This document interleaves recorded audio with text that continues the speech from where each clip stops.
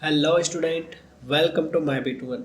Student, आज हम syllabus discuss करने वाले हैं क्लास टेंथ और आपकी सब्जेक्ट होने वाली है साइंस, यानी कि विज्ञान का जो न्यू सिलेबस उसको आज हम डिस्कस करेंगे।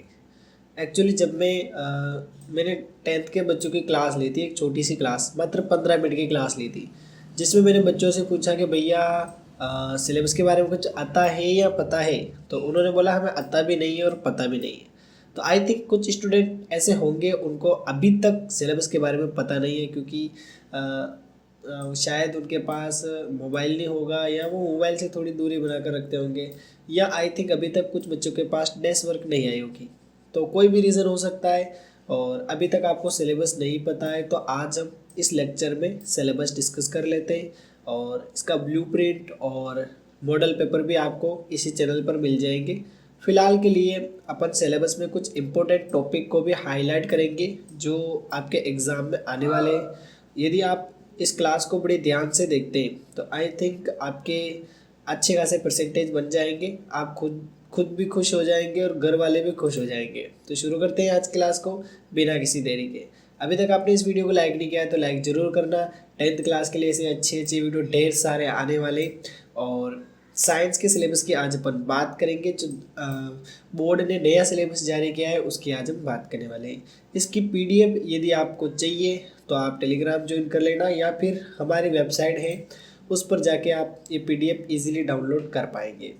ये जो सिलेबस है ये माध्यमिक शिक्षा बोर्ड अजमेर द्वारा जारी किया गया है। 2024 के लिए बिल्कुल नया फ्रेश पाठ्यक्रम है। क्वेश्चन के फॉर्मेशन भी चेंज हो चुके हैं, वो हम ब्लू प्रिंट में डिस्कस करेंगे।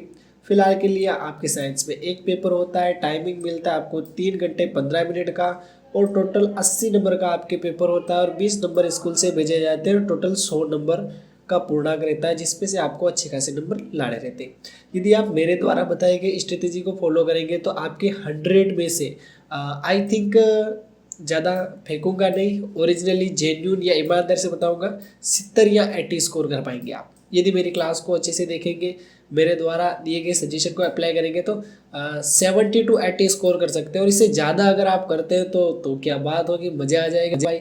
हाँ, कमेंट में ज़रूर बताना आपका टारगेट क्या है। यानी कि हर स्टूडेंट का एम होता है कि मेरे को इतनी परसेंटेज बनानी है टेंथ में, तो आपका क्या एम है ये चीज़ मेरे को कमेंट में बताना, ताकि उसके अकॉर्डिंग मैं बहुत धमाकेदार क्लासें लेके आऊँ और आपके लिए थोड़ा सा अच्छा तैयारी हो जाए। यस, आपकी जो साइंस की सब्जेक्ट है ना, ये कुछ यूनिट में डिवाइड है। सबसे पहले जो यूनिट है उसका नाम है chemical substance nature and behaviour, यानी कि जो भी रासायनिक पदार्थ होते हैं उनका प्रभाव कैसा रहता है, व्यवहार कैसा रहता है, उसके बारे में बात करता है। तो इससे रिलेटेड आपका लेसन नंबर 1 है। इसमें कुछ रासायनिक अभिक्रियाएं दे रखी है और कुछ समीकरण दे रखे हैं। इस पार्ट में आपको क्या क्या पढ़ना है, तो आप रासायनिक समीकरण को अच्छे से पढ़ें समझें, रासायनिक अभिक्रियाओं के प्रकार पढ़ें, जितने भी प्रकार होते हैं उन सभी प्रकारों को अच्छे से याद करें। इसके अलावा उनके एग्जाम्पल भी आप याद कर लें।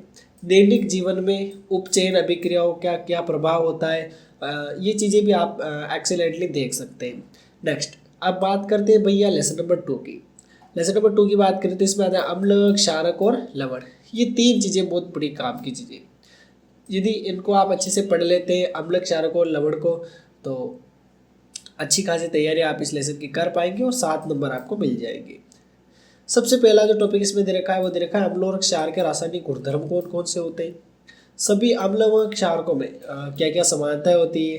अम्ल एवं क्षार, विलयन की प्रबलता, लवण के बीच संबंध क्या होता है उसके बारे में जानकारी। तो यानी कि दोस्तों बहुत ही छोटी सी चीज़ें, आपको करना कुछ नहीं है। ये जो आपको लेसन दिख रहे हैं, इन लेसन के कुछ इंपॉर्टेंट टॉपिक है जो सिलेबस के अकॉर्डिंग है। इन टॉपिक्स को आपको अच्छे से प्रिपेयर करना है। यदि आप इन टॉपिक को अच्छे से तैयार करते हैं तो आई थिंक अधिकतर क्वेश्चन यहीं से आपको देखने को मिलेंगे। इसके अलावा मैं सोच रहा हूँ इम्पोर्टेंट क्वेश्चन का एक बैंक बना दूँ, जो वेबसाइट पर रखूँ, सभी स्टूडेंट उसको देख पाएँ, पढ़े समझे, या उनको अपनी कॉपी में नोट कर पाएँ। यदि आप इस प्लान में मेरी हेल्प कर सकते हैं थोड़ी बहुत, तो कमेंट में ज़रूर बताएं। मैं थोड़ा सा बता देता हूँ आइडिया। मैं क्वेश्चन बैंक बनाने जा रहा हूँ जिसमें आप भी पार्टिसिपेट कर सकते हैं। आपको कुछ इंपॉर्टेंट क्वेश्चन पता है या फिर आप कुछ इंपॉर्टेंट क्वेश्चन का सिलेक्शन कर रहे हैं तो आप हमारी वेबसाइट पे पब्लिश कर पाएंगे।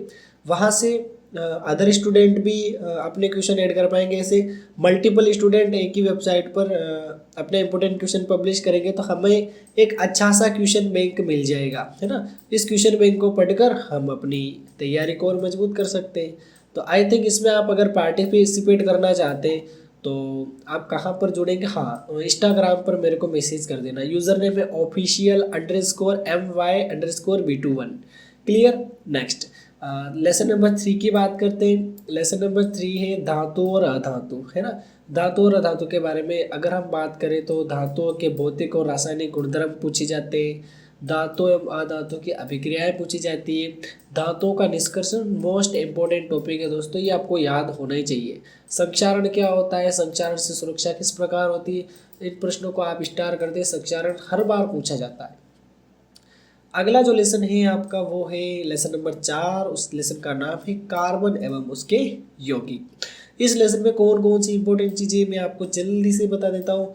कार्बन के यौगिकों की बात करें तो इनमें बंध किसे बनता है, कार्बन की सर्वतोमुखी प्रकृति क्या होती है, कार्बन यौगिकों के रासायनिक गुण क्या होते हैं, कुछ महत्वपूर्ण कार्बनिक यौगिक के बारे में भी इसमें बात कर रखी है, जैसे इथेनॉल, एथेनोइक एसिड, साबुन और डिटर्जेंट। यदि आप इनको अच्छे से तैयार करते हैं तो आपका ये लेसन क्लियर हो जाता है। नेक्स्ट अब हम बात कर लेते हैं लेसन नंबर 6। अब आपकी यूनिट नंबर 2 स्टार्ट हो चुकी है जिसका नाम है वर्ड ऑफ लिविंग। सबसे पहला लेसन है जैव प्रक्रम। इसमें बहुत सी थ्योरी, यदि आप इस लेसन को 5 से 6 बार सिर्फ रीडिंग कर लेते हैं तो ये लेसन आपकी क्लियर हो जाएगा।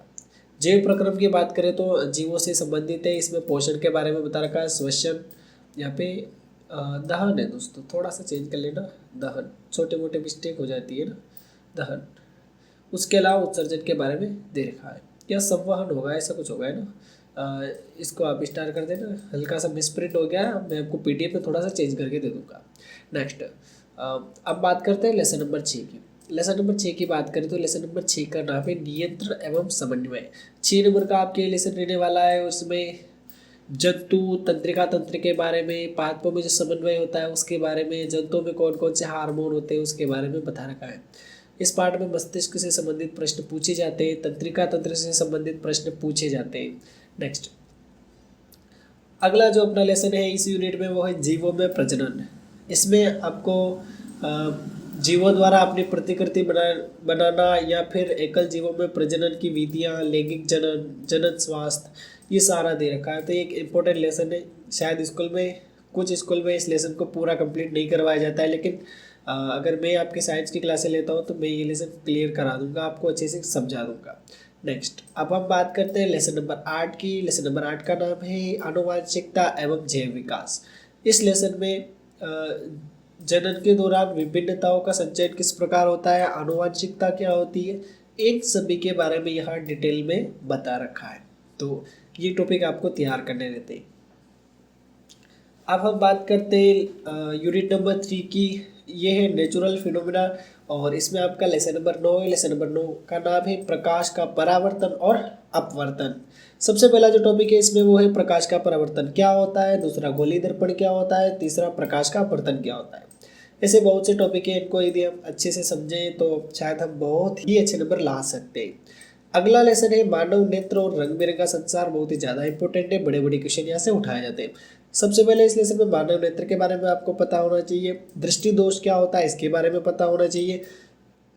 दृष्टि दोष का संशोधन किस प्रकार किया जाता है, प्रिज्म से प्रकाश का अपवर्तन कैसे होता है, कांच के प्रिज्म द्वारा श्वेत प्रकाश का विक्षेपण किस प्रकार होता है, वायुमंडलीय अपवर्तन क्या होता है और प्रकाश का प्रकीर्णन क्या होता है। इन सारी चीज़ों को यदि आप अच्छे से याद करते हैं तो आप एक मजबूत स्टूडेंट बन जाएंगे, और मजबूत स्टूडेंट बनने के बाद आपको कोई दिक्कत नहीं आएगी। अब बात करते हैं आपकी अगली यूनिट की।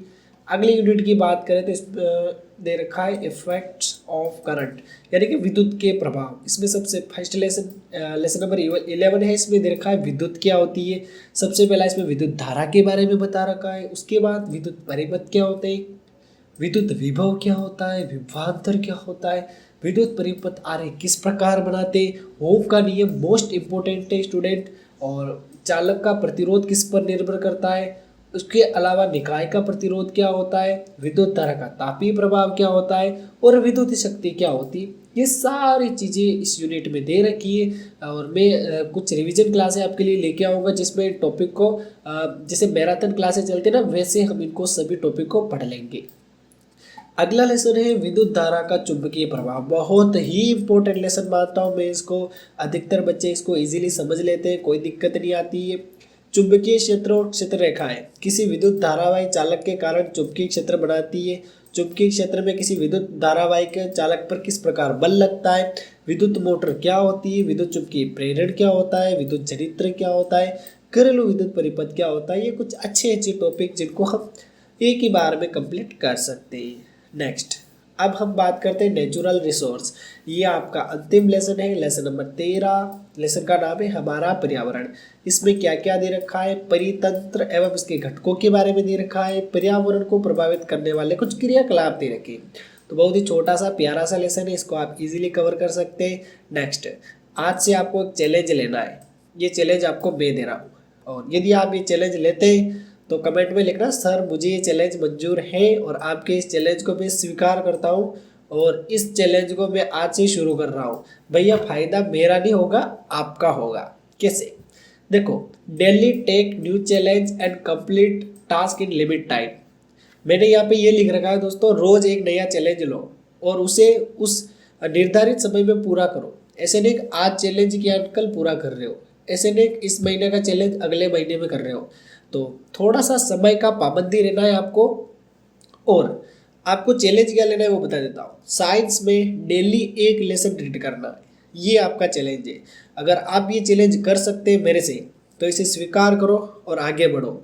ये चैलेंज मैं आपको दे रहा हूँ और कमेंट में आप लिख देना सर आपका ये चैलेंज मुझे स्वीकार है, डेली मैं साइंस का एक लेसन रीड करूँगा। ठीक है, और लिमिटेड टाइम में, यानी कि ऐसे नहीं आधा आज पढ़ा आधा कल, नहीं, आज ही पूरा लेसन पढ़ना है। और मेरे को कहाँ पे बताओगे आप, इंस्टाग्राम पे बता देना, ठीक है। उस क्योंकि व्हाट्सएप पे तो चैनल है तो वहाँ पे शायद आप रिप्लाई नहीं कर पाओगे। हाँ यार, यहाँ पर भी अपन कन्वर्जन कर लेंगे, मैं आपको पूछ लूँगा, ठीक है। तो आप बता देना, वहाँ पे मैं एक मैसेज टाइप करूँगा आज किसने पूरा लेसन पढ़ा, आप रिएक्शन के थ्रू बता देना। नहीं तो फिर अपन अलग से ग्रुप भी तो बना सकते हैं ना। हाँ, तो फिलहाल के लिए आज हमने डिस्कस कर लिया है कक्षा 10 का पूरा सिलेबस, और यही कुछ विज्ञान के पार्ट है जिसको पढ़ के हम ज़बरदस्त नंबर ला सकते हैं दोस्तों। और अगर ज़रूरत पड़ी तो मैं आपके लिए कुछ मैराथन क्लासेस भी लेके आऊँगा, क्योंकि डिटेल कोर्स कराना तो मेरे को नहीं लग रहा है पॉसिबल हो पाएगा। लेकिन अब जनवरी महीना आ चुका है और अब आपको जमकर तैयारी करने की ज़रूरत है, और इस बार मेरे को लग रहा है आपके एग्ज़ाम भी जल्दी होंगे। तो फिलहाल के लिए ये सिलेबस जो है इसको एक चैलेंज मान के स्वीकार करो और आगे बढ़ो। मैं इसी उम्मीद के साथ इस क्लास का समापन करूंगा कि आपका अच्छे नंबरों से सिलेक्शन हो जाएगा। Thank you. जय हिंद, जय भारत।